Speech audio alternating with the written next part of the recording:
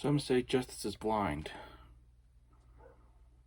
I guess that gives me an advantage.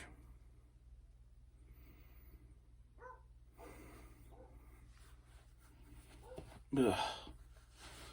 Hey YouTubers, it's the American Samurai back again with another comic review. Today we're taking a look into a world of a faceless hero. We're looking at Rorschach. This is a 12-issue series written by Tom King, artist George Ferret, I don't know how you pronounce that. Jorge Forens, colors Dave Stewart, Clayton Cowles letterer, and Watchmen co-creator Dave Gibbons.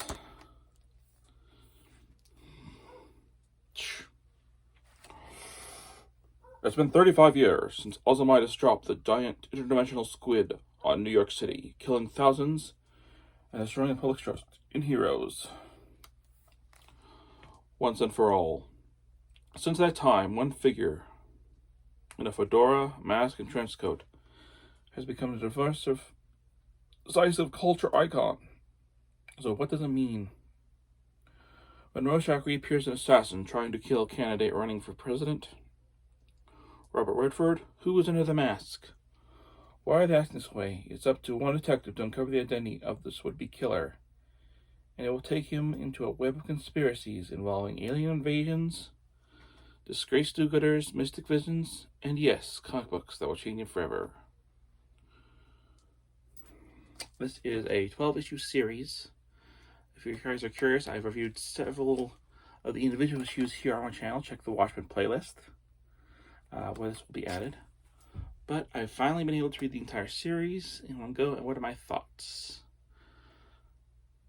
Well, I have to say, they definitely do take cues from the Watchmen, as the characters who were killed in the beginning of the story, their line tends to run throughout, but to me, this makes more sense than the comedian. Because it's pretty obvious in the story that the detective himself is going crazy. To the point where he is actually, spoilers if you haven't read the story,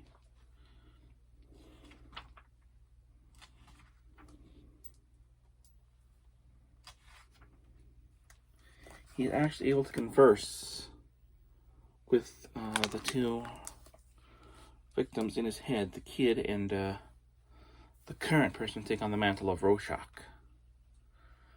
The kid has, at the very least, two partners, a strongman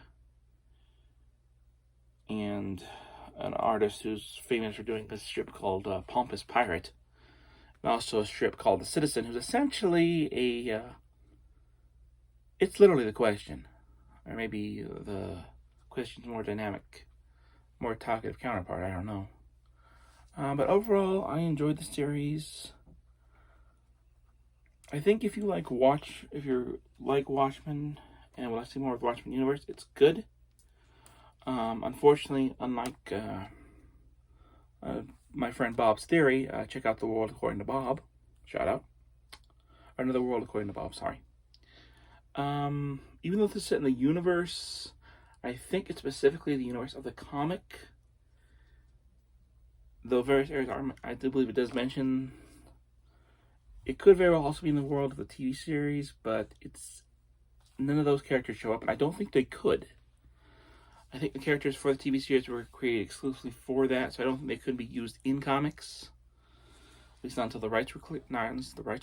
Sorry about that, Bob, but that's what it looks like to me. But overall, it was a good read. I don't want to spoil the ending, because it's definitely worth reading all the way through. I especially enjoyed Frank Miller showing up. So yeah. When this world is famous for writing a story called The Dark Fife Returns. Yes, apparently there was a pirate called the Dark Fife, who was in his time as big as Pompous Pirate. Yeah, remember, the big things in this world are pirate comics. Superheroes, when actual superstars started showing up, the comics kind of went the way of the dodo. So anyways, that's my thought. I give this a 5 out of 5. Was it really 5 out of 5 though? Yeah, it kept me interested. So yeah, but just be aware, this is not a superhero story. This is a murder mystery with superhero elements, or at the very least, vigilante elements. But overall, I enjoyed it. Let me know what you guys, if you've read Rorschach, let me know what you guys think in the comments below. Until next time, who watches The Watchmen? We do.